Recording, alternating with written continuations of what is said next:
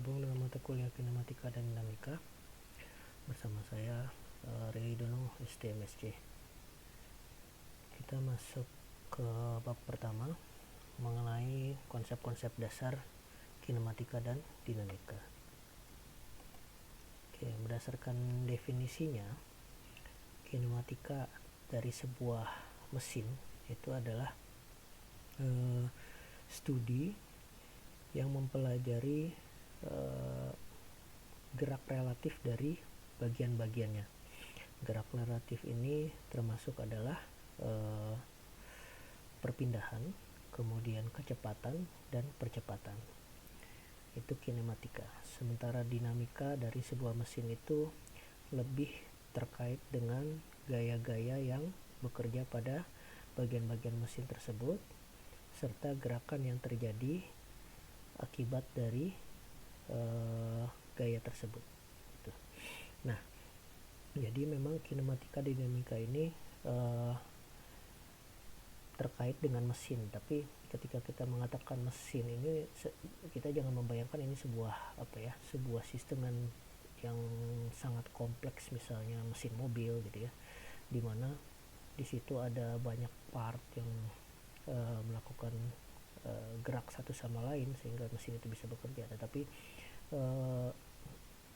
mesin di sini itu lebih kepada adanya beberapa part yang saling berkaitan sehingga part-part ini menciptakan suatu gerak atau suatu fungsi yang memang diharapkan dari sebelumnya gitu ya. Nah, mesin itu adalah suatu perangkat yang merubah atau meneruskan energi. Jadi dari satu part itu ada suatu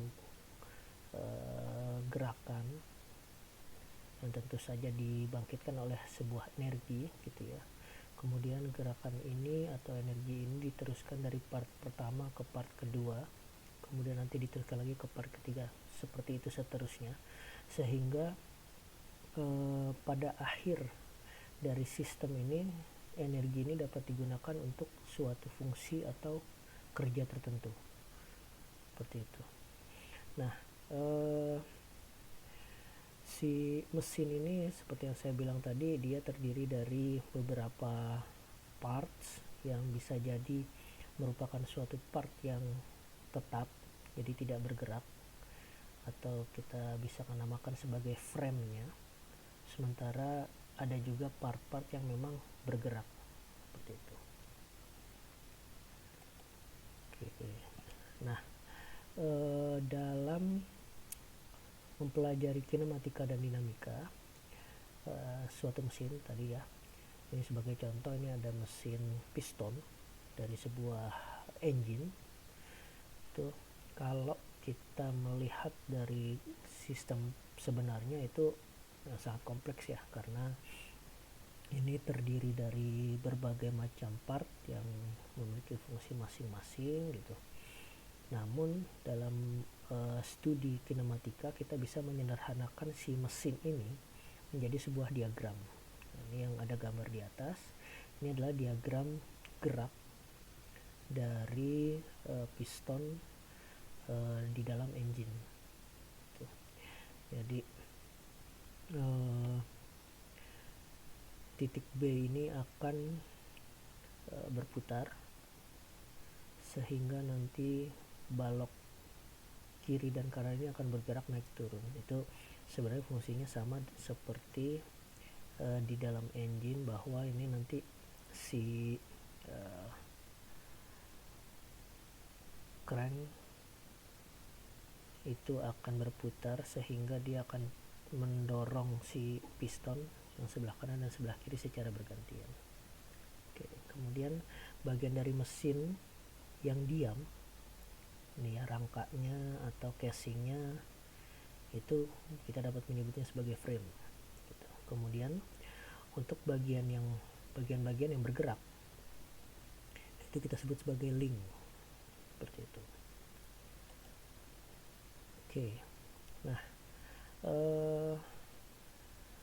karena adanya pergerakan antara satu part dengan part yang lain, tentu itu akan menciptakan yang kita sebut sebagai kinematic chain atau rangkaian atau rangkaian kinematik atau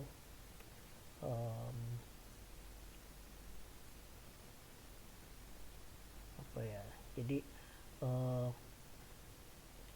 chain itu kan sesuatu yang terhubung satu sama lain gitu ya, sehingga dalam rangkaian mesin tadi untuk benda-benda atau part-part yang bergerak atau yang tadi kita sebut sebagai links itu adalah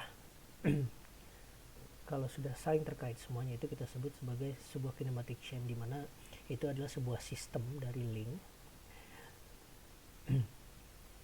yang dapat yang terkait satu sama lain, kemudian memberikan sebuah pergerakan yang relatif antara satu sama lainnya gitu. Nah, salah satu link itu bisa merupakan sebuah bagian yang fix atau tadi kita namakan frame gitu, dimana untuk bagian-bagian yang bergerak nanti itu akan dapat kita lihat pergerakannya relatif terhadap si bagian yang fix ini, seperti itu.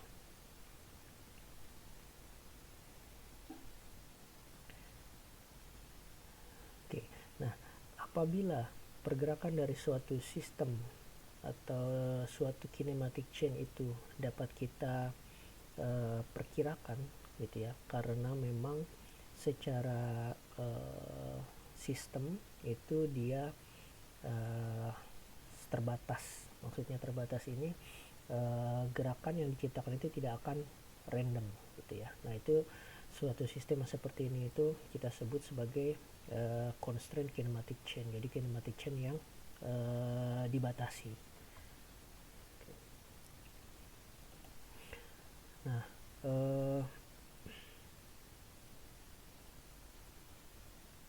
ada yang kita sebut sebagai inversion. Nah, inversion ini adalah suatu kinematic chain yang terdiri dari berbagai links gitu ya.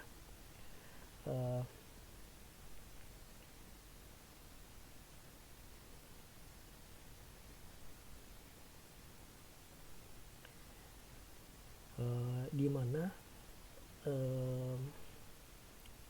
kinematic chain ini sebenarnya pada akhirnya itu akan menciptakan gerak akhir yang sama seperti ini ya.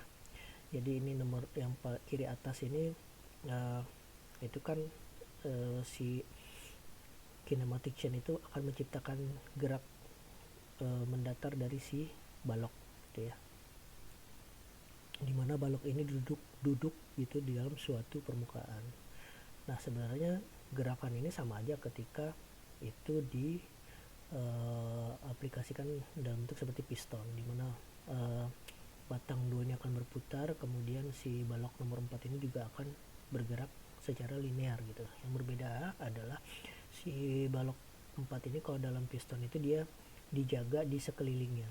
Kalau yang di gambar pertama kan hanya dijaga atau duduk di permukaan saja. Kemudian ada lagi yang nomor 3 sini, ini bentuk kinematikanya sedikit berbeda gitu ya, dimana hubungan antara si balok dengan si balok dengan si batang dua batang kinematik ini itu arahnya sedikit berbeda, namun sebenarnya secara prinsip ini serupa gitu ya, dimana nanti gerakan dari batang 2 ini akan menciptakan si balok juga bergerak secara linear. Kemudian ada lagi yang batang 2 nya ini memiliki semacam tuas itu, kemudian fixnya dari kalau yang 1, 2 dan ketiga ini kan fixnya ada di titik sini ya, 1, kemudian di sini, kemudian di sini. Kalau yang keempat ini titik fixnya ada di sebelah kanan ini, sehingga ketika tuas 2 itu digerakkan, hasil akhirnya akan sama, yaitu balok 4 ini akan bergerak secara linear seperti itu. Oke, kemudian pairing itu adalah ketika dua buah benda itu saling bersentuhan atau memiliki kontak gitu. Lower pairing itu ketika dua permukaan itu saling berkontak, sedangkan higher pairing itu hanya berkontak di suatu titik atau suatu garis. Nah, kalau lower pairing itu seperti yang pertama, yang di atas, dimana permukaan balok ini seluruhnya itu berkontak sangat banyak lah gitu terhadap si ruangan ini. Yang mengenai bawah ini yang higher pairing, dimana karena dia bentuknya bola sehingga kontaknya hanya kecil seperti itu. Oke, plane motion itu adalah apabila pergerakan dari suatu sistem kinematic chain tadi itu bergerak dalam satu bidang seperti itu. Kemudian translation itu apabila pergerakan suatu titik dalam sistem tadi itu dalam garis lurus. Oke.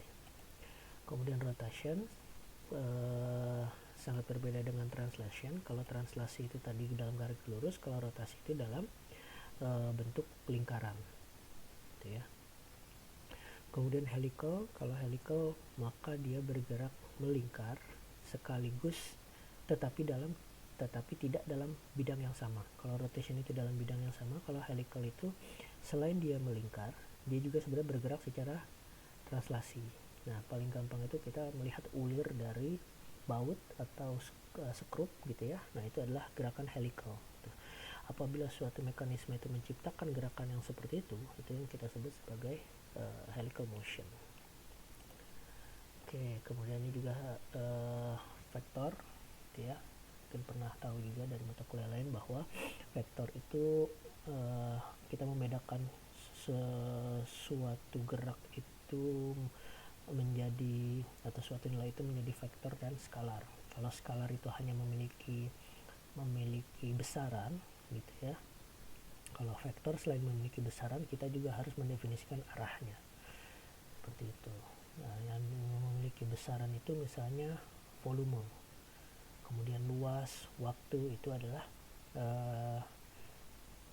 jarak gitu ya, itu adalah suatu skalar gitu. Kita tidak perlu mendefinisikan volume itu ada arahnya karena memang volume itu tidak ada arahnya ya. Itu kemudian luas area juga tidak ada arahnya. Sementara vektor kita harus mendefinisikan besaran dan arah. Misalnya perpindahannya nilainya atau besarannya berapa meter, misalnya 2 meter, tapi 2 meternya ke arah mana perpindahannya, ke utara kah, ke barat kah gitu ya. Nah, itu kita harus mendefinisikan arahnya. Kemudian juga kecepatan geraknya berapa, misalnya 20 km per jam. 20 km per jamnya ke arah mana gitu, karena kalau kita tidak mendefinisikan arahnya, kita tidak tahu hasil dari pergerakan tersebut seperti itu. Oke, kemudian ini juga kelanjutan tentang vektor, bahwa vektor itu bisa ditambahkan, bisa dikurangkan gitu ya. Nah, ini kalau dari buku referensi itu kalau penambahan itu seperti ini. Ada garis vertikalnya di tanda panahnya. Jadi kalau A ditambah B itu kita adalah membuat suatu garis, menghubungkan garis A dan B gitu ya dengan urutan tersebut, sehingga A plus B itu adalah dari titik awal A ke titik akhir B seperti itu. Kalau A minus B berarti si B nya itu adalah arah kebalikannya. Kalau awalnya B ini ke kanan, maka minus B ke kiri, sehingga A minus B itu sama, dihubungkan garis A dan B, dihubungkan garis A dan minus B, sehingga nanti A minus B itu adalah dari titik awal A ke titik akhir B seperti itu. Itu adalah materi untuk bab 1.